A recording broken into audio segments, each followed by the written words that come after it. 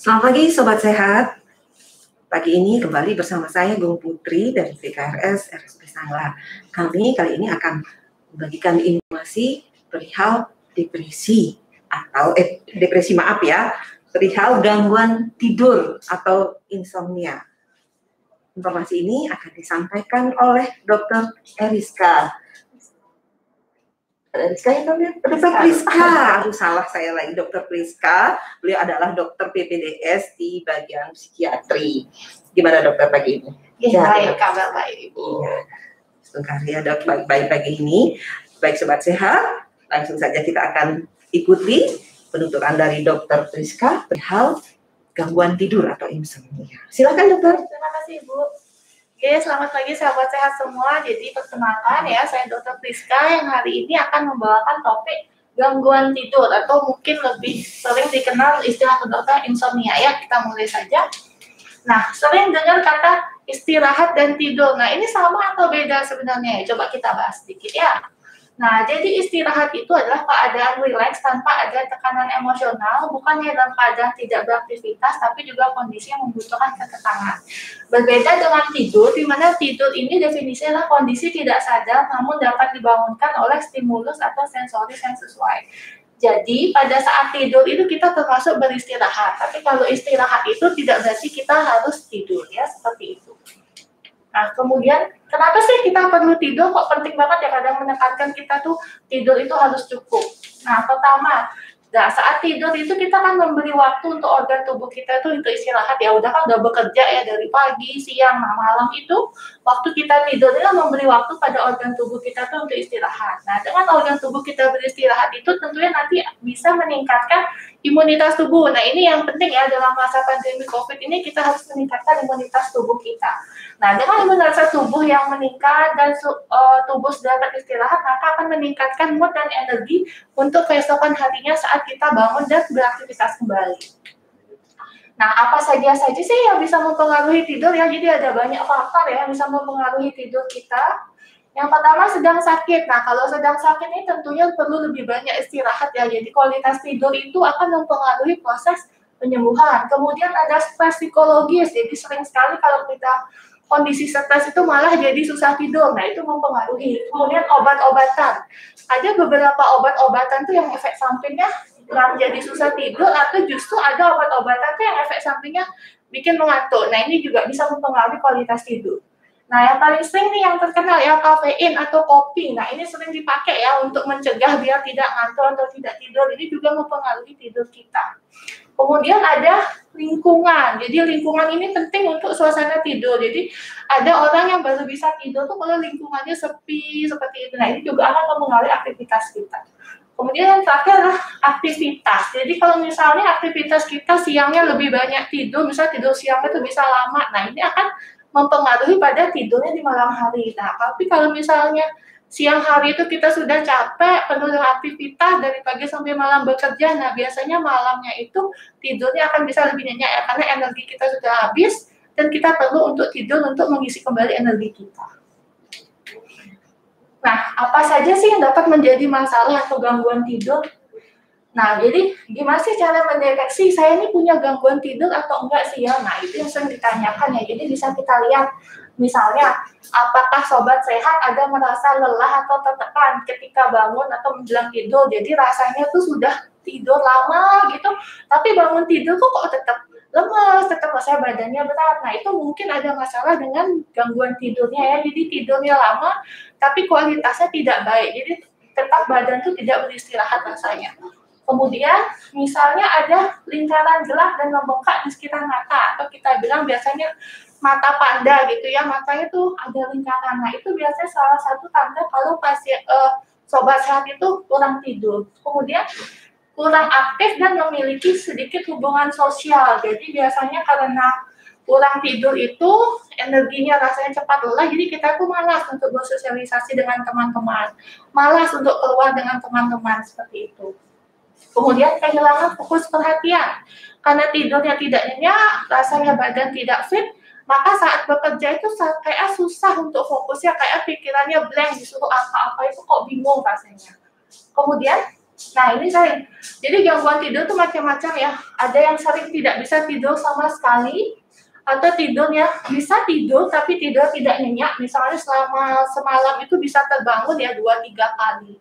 Atau misalnya sudah tidur tapi bangun terlalu dini, tiba-tiba terbangun jam 2-3 pagi padahal tidak apa-apa, tidak ada apa-apa.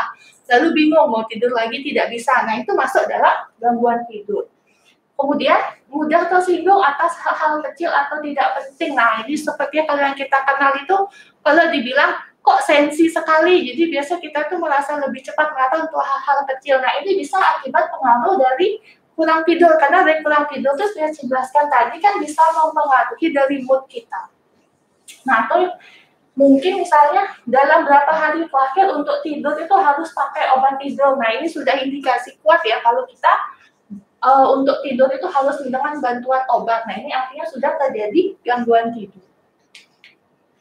Nah, bagaimana sih mengatasinya? Tadi kan sudah dijelaskan itu tanda-tanda yang mengindikasikan kalau sobat sehat itu mengalami gangguan tidur. Nah, bahkan bagaimana cara mengatasinya?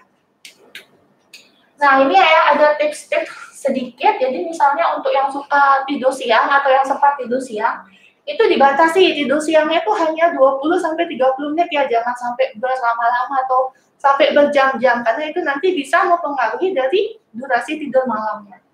Kemudian yang kedua, hindari makanan dan minuman berat. Jadi kalau menjelang tidur itu usahakan jangan makan berat atau minuman berat, apalagi meminum minuman yang mengandung kafein ya seperti kopi. Kemudian rutin olahraga. Nah, rutin olahraga ini juga bisa membantu ya untuk menstabilkan kondisi kita fit untuk membantu gangguan tidur.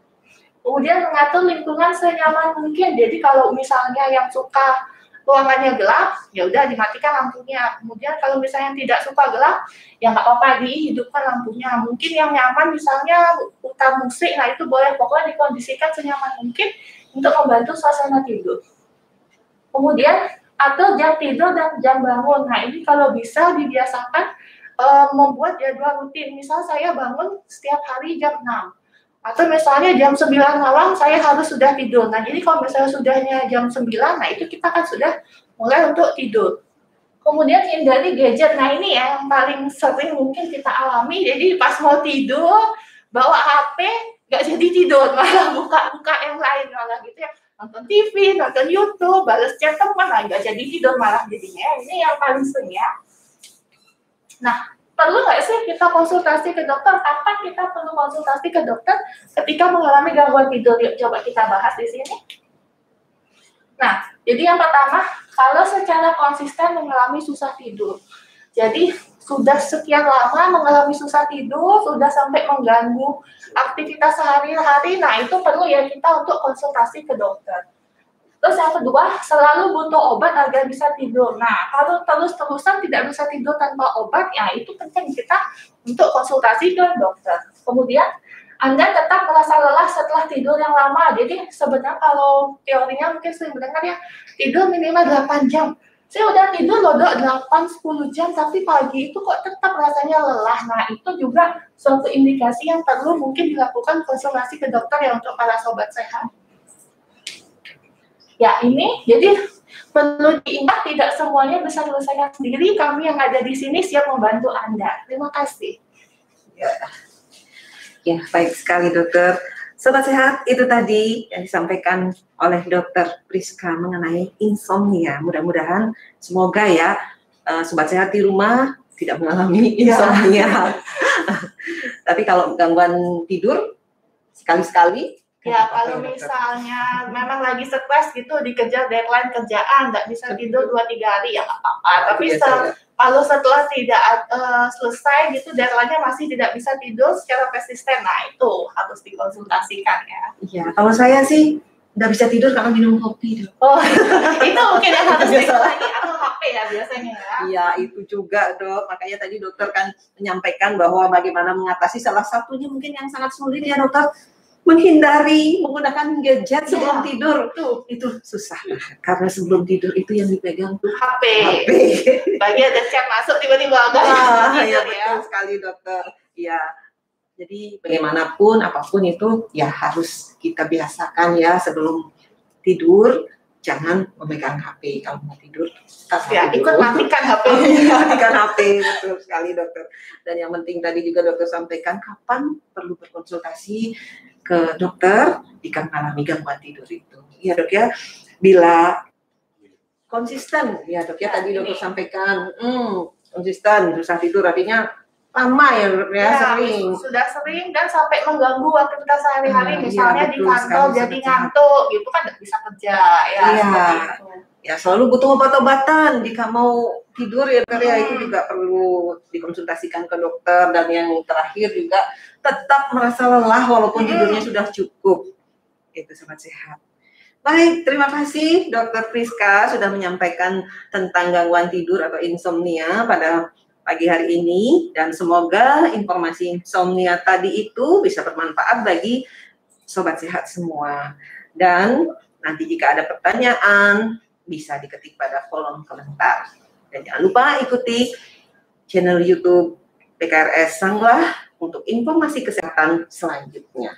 Ya, terima kasih Dr. Sehat. Salam sehat. Salam sehat. Sehat Indonesia. Terima kasih.